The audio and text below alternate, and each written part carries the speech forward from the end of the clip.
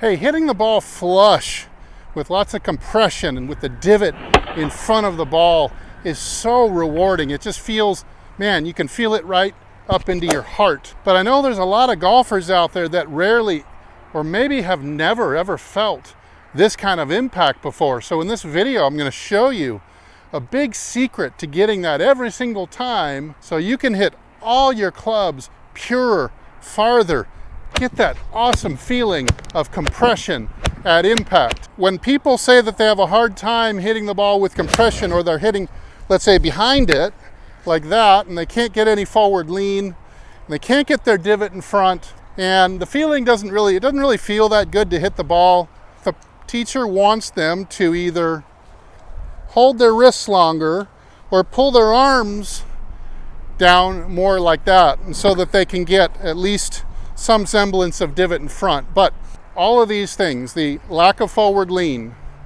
the lack of correct low point control in front of the ball, and the lack of compression, therefore lack of distance, have nothing to do with the hands at all. Now there's two issues at play here.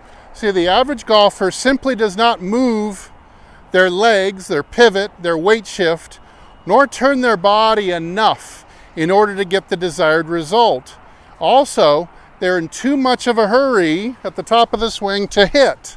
Now, you know that I'm an advocate of starting the throw back here, but this cannot be done correctly until you have the pivot and the body action in play first. Not only that, but most golfers do not feel the throw here. What most golfers sense is the peak force of the throw, which happens somewhere right around here, is when you're torquing the club the most to make it uncock.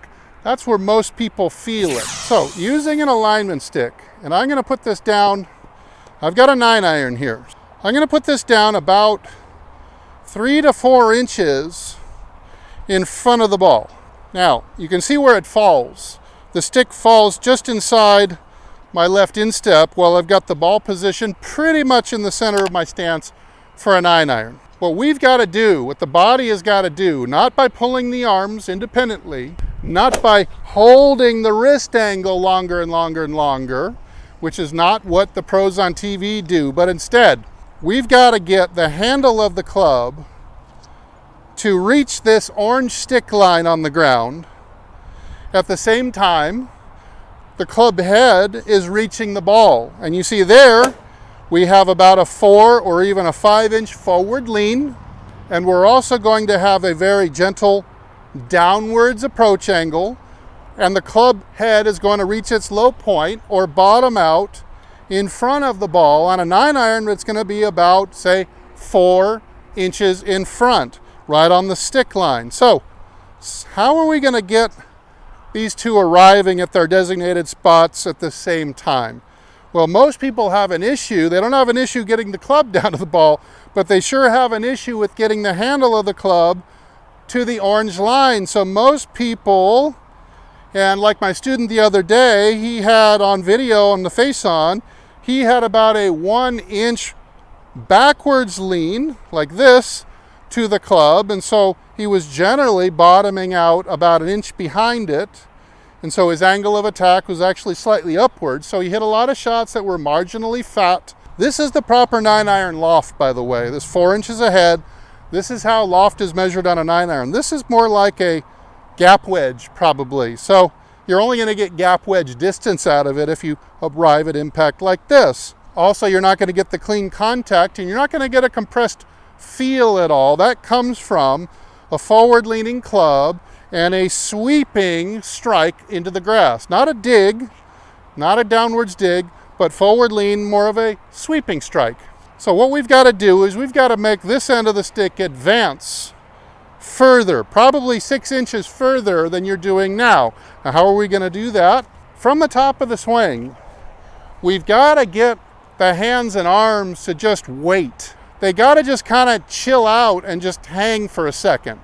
What I see mostly people doing is they want to pull the arms down and they want to get them to catch up to the belly button. But in a good golf swing, the club handle never catches up to the belly button until well after impact, when you get that kind of slingshot effect through the ball. but you need the belly button to be out in front of that handle. In fact, you almost want to feel like there's a bungee cord stuck in your navel and the other end stuck in this little hole in the grip. And now I'm stretching the bungee, but where I really stretch the bungee is when I start down, because I'm not letting it go slack by pulling with the arms. That bungee is going to be stretched the most tight right here as I start down, because I'm allowing my arms to just kind of hang back, not try to hit right away. But the opening move for basically every good player is going to be this step down. See, I've unweighted my right foot, and the first move down, watch. I'm going to pretend I've got the club in this hand. In fact, we'll put it in this hand. Now, you're going to see that my arm is going to stay on the side of my body as I step down, shift over, and start to rotate. Now, my arm has not moved relative to my chest. It has gotten advanced, the handle has gotten advanced from that motion of stepping and turning through. Look at that. So I've advanced the handle of the club by turning my torso.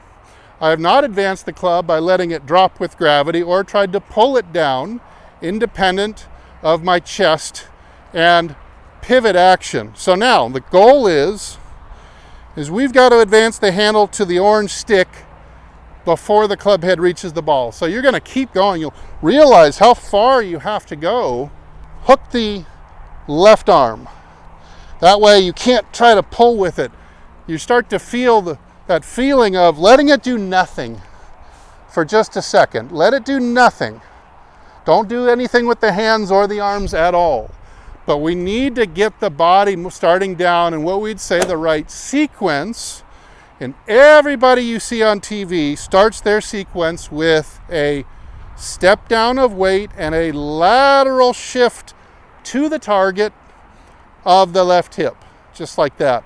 This starts to trigger rotation of the trunk and starts to advance the spoke of the wheel. So here we have the left arm acting as the spoke of a wheel, like this.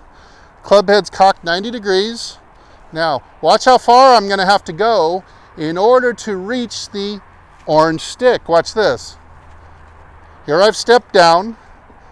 This is where most people now start to feel pouring on that uncocking torque, but not until here. But I'm not there yet. I could still give it up, you see, and I could get flippy if I stalled out right there. So we've got to do what I call selling it out. We've got to take the spoke of the wheel. We've got to drive it. See that? I've driven the spoke of that wheel now down even in front of that orange stick.